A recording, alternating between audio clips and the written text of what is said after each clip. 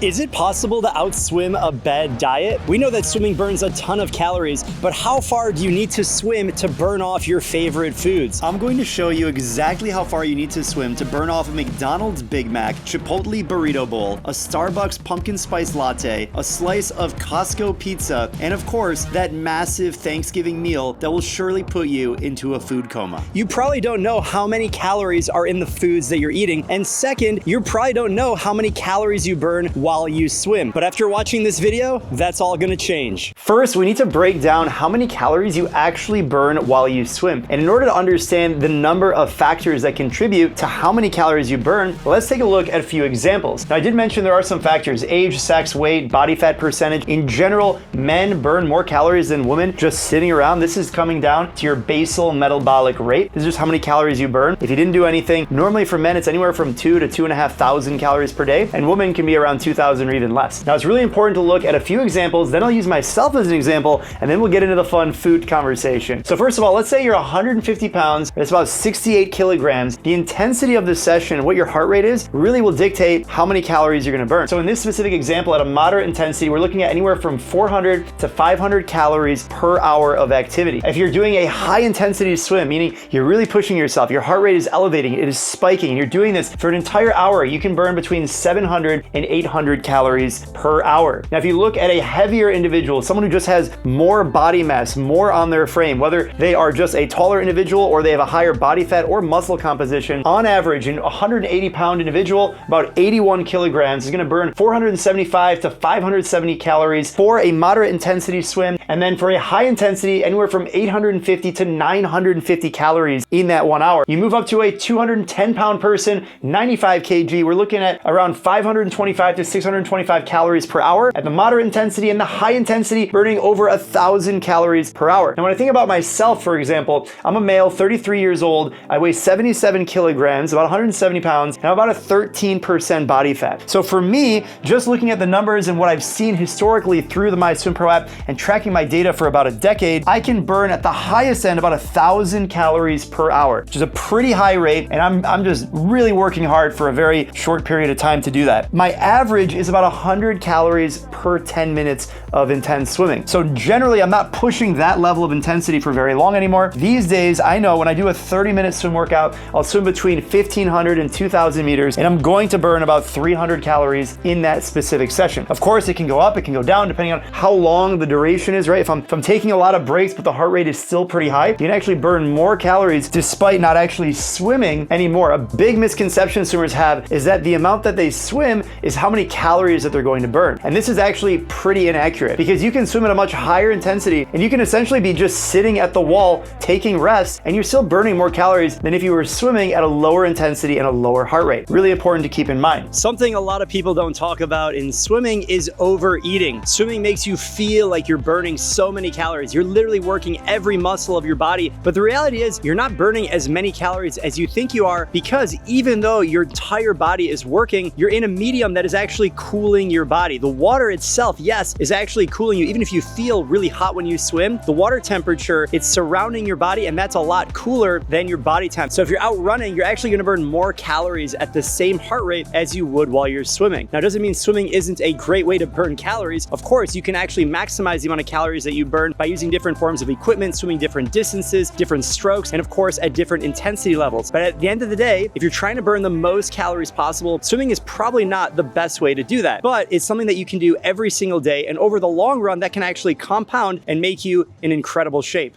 We have made it to Chipotle, one of the most famous restaurants in the entire world, and today we're gonna try the famous beef burrito bowl. Every day, Chipotle goes through 97,000 pounds of avocados. Imagine that. This steak burrito bowl comes in at 515 calories, but these chips are also 500 calories, and this queso sauce is 240 calories. In total, these three things right here is 1,295 calories, and that doesn't even count this lemonade drink, which comes in at 147 calories. In order to burn off that burrito bowl of almost 1,300 calories, I'd need to swim a whopping 5,500 meters. That's about an hour and a half of swimming just because of some chips and queso. We have made it to Starbucks to get a pumpkin spice latte. Now, I don't drink coffee or any caffeinated beverages, so I decided why not we be a little generous and give someone a treat. So let's go inside and see what we can do. Now, if you head into Starbucks, you can pick up a pumpkin spice latte. Grande, 16 fluid ounces. Not only can you take a picture for the gram, but you're gonna load up on 390 calories filled with caffeine and pure yumminess. Okay, I'll do a pumpkin spice latte, and I'll get whatever he's gonna get as well. You're on me.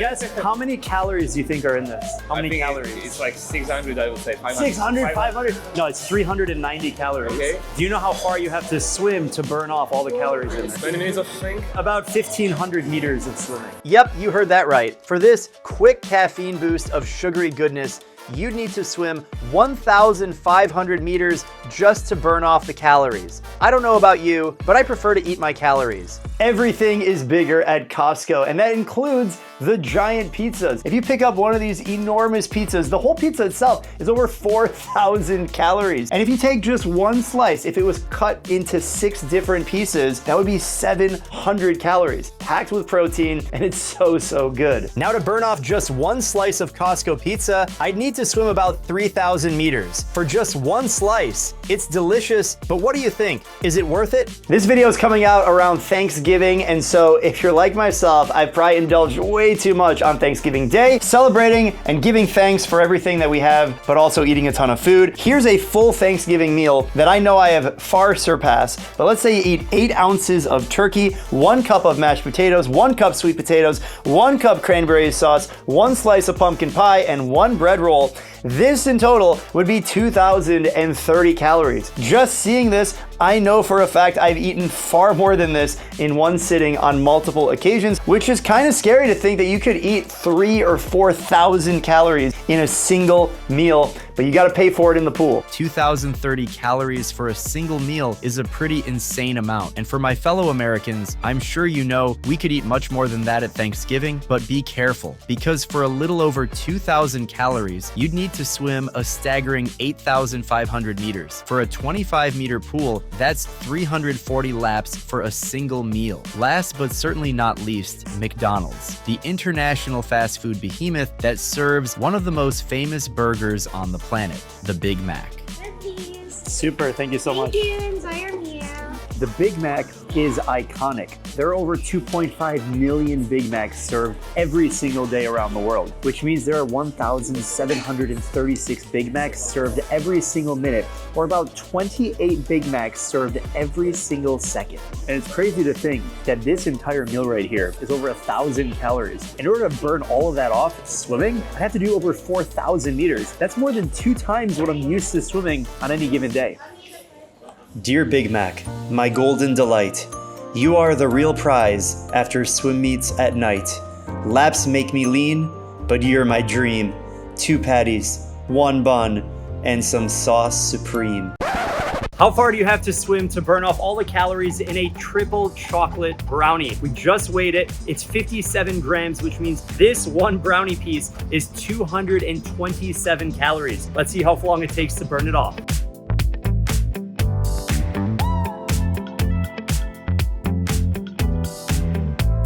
Mission accomplished. 1 kilometer swim, 1 brownie down.